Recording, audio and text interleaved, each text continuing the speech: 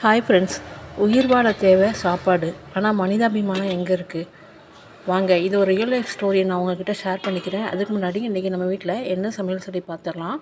காலையில் நல்லா சுட சுட மல்லிகைப்பூ மாதிரி இட்லி, தேங்காய் சட்னி, மதியானம் பாவக்காய் குழம்பு, அப்புறம் மாம்பழம், முருங்கைக்கீரை பொரியல். இதுதான் இன்றைக்கி நம்ம வீட்டில் காலையிலையும் மதியானமும் உள்ள டிஃபனும் சாப்பாடும். நான் ஒரு இன்சிடெண்ட்டை உங்கள்கிட்ட ஷேர் பண்ணிக்கிறேங்க. ஆக்சுவலாக இது கோவிட் டைமில் நடந்த ஒரு நிகழ்வு தான். என்னோட தெரிஞ்சவங்களோட வீட்டில் ஒருத்தவங்களுக்கு ஏற்பட்ட நிகழ்வு தான். அவங்க ஷேர் பண்ணிக்கிட்டாங்க, ரொம்ப கருத்துகளோடு ஷேர் பண்ணாங்க. என்ன அப்படின்னா, அவங்களுக்கு இந்த கோவிட் டைமில், அதாவது ஊரடங்கு போட்டிருந்த டைமில் அவங்களுக்கு லைட்டாக மூச்சுத்திணறல் வந்திருக்கு. உடனே அவங்க என்ன பண்ணியிருக்காங்க, சரி மூச்சுத்திணறல் வந்திருக்கு, என்ன பண்ணலாம்னு சொல்லி யோசிச்சுட்டு இருக்கும்போது அவங்களுக்கு என்ன பண்ணியிருக்காங்க, ஹாஸ்பிட்டல் போகலாம் அப்படின்னு சொல்லி திங்க் பண்ணியிருக்காங்க.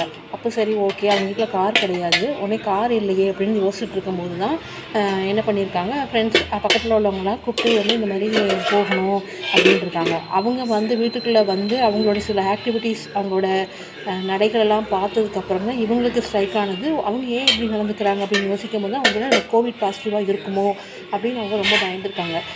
சரி ஓகே, என்ன பண்ணலாம் அப்படின்னு சொல்லி அவங்ககிட்ட ஹெல்ப் கேட்கும்போது அவங்க என்ன பண்ணியிருக்காங்க, நீங்கள் கால் டாக்ஸி புக் பண்ணிடுங்கன்னு சொல்லியிருக்காங்க. அந்த டைம் ஊரடங்கு டைம். அந்த டைமில் கால் டாக்ஸிக்கு கால் பண்ணியிருக்காங்க. பட் அவங்க நான் நைட்டு 12 மணி 1 மணி டைமில் அவங்க நாங்கள் வரமாட்டேன்னு சொல்லியிருக்காங்க.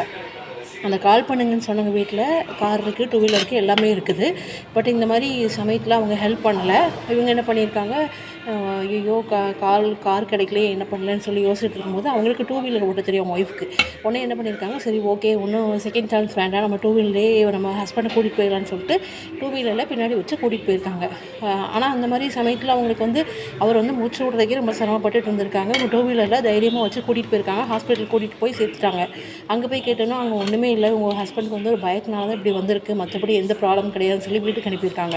அவங்க என்ன சொன்னாங்க அப்படின்னா, இந்த மாதிரி ஒரு சமயத்தில் நமக்கு ஒரு கார் கொடுத்து ஹெல்ப் பண்ணல, ஒரு 2 வீலர் கொடுத்து ஹெல்ப் பண்ணல, இல்லைனா துணைக்கு ஹெல்ப் பண்ணல அப்படின்னு சொல்லி அவங்க ரொம்ப ஃபீல் பண்ணாங்க. அந்த சமயத்தில் அவங்க 2 வீலர் கூட்டிகிட்டு போகும்போது ஏதாவது ஒன்று ஆயிருந்ததை என்ன பண்ணியிருக்க முடியும்? போன உயிர் திரும்ப வருமா? வராது. ஆனால் அவங்க ஒருவேளை கோவிட் டைமில் நமக்கும் கோவிட் பாசிட்டிவாக வந்துடுமோ அப்படின்னு திங்க் பண்ணியிருக்கலாம். பட் இருந்தாலும் ஒரு மனிதனோட உயிர் எவ்வளோ முக்கியம் அதை விட அப்படின்னு அவங்க யோசிச்சுருந்துக்கலாம். ரொம்ப கஷ்டம்தான்.